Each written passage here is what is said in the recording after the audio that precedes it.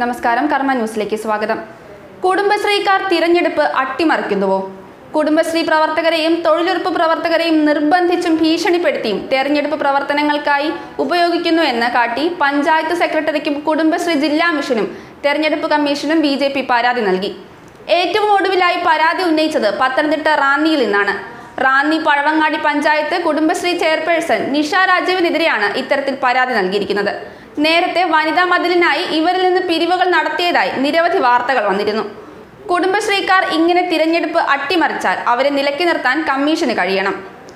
ശബരിമല പ്രതിഷേധങ്ങളെ ഔദ്യോഗിക വനിതാ കൂട്ടായ്മകളെ ഉപയോഗിച്ച് ഇത്തരത്തിൽ നേരിട്ടിരുന്നു. പത്തനംതിട്ടയിൽ നടന്ന പരിപാടിയിൽ പങ്കെടുത്ത് മുൻനിരയിൽ തന്നെ സ്ഥാനം പിടിച്ച സ്ത്രീകളുടെ അഭിപ്രായങ്ങൾ മാധ്യമങ്ങളിലൂടെ വന്നത് CPMന് വൻ നാണക്കേടുണ്ടാക്കിയിരുന്നു. പാർട്ടി നടത്തുന്ന പരിപാടികളിലെ പങ്കാളിത്തം ഉറപ്പാക്കുകയാണ് ലക്ഷ്യം. ഇതിനായി പാർട്ടി അനുഭാവികളെ തന്നെയാണ് ഇത്തരം കൂട്ടായ്മകളുടെ നേതൃത്വത്തിൽ പ്രതിഷ്ഠിച്ചിരിക്കുന്നതും. വനിതാ മതിലിൽ പങ്കെടുക്കാൻ വൻ സമ്മർദ്ദമുണ്ടായിരുന്നെന്ന് ധാരാളം കുടുംബശ്രീ തൊഴിലുറപ്പ് അംഗങ്ങൾ വെളിപ്പെടുത്തിയിരുന്നു. നിർദ്ദേശങ്ങൾ മറികടന്ന് പരിപാടികളിൽ പങ്കെടുക്കാതിരിക്കുന്നവർക്കെതിരെ പ്രതികാര നടപടികളും സ്വീകരിച്ചിരുന്നതായി ആക്ഷേപമുണ്ട്.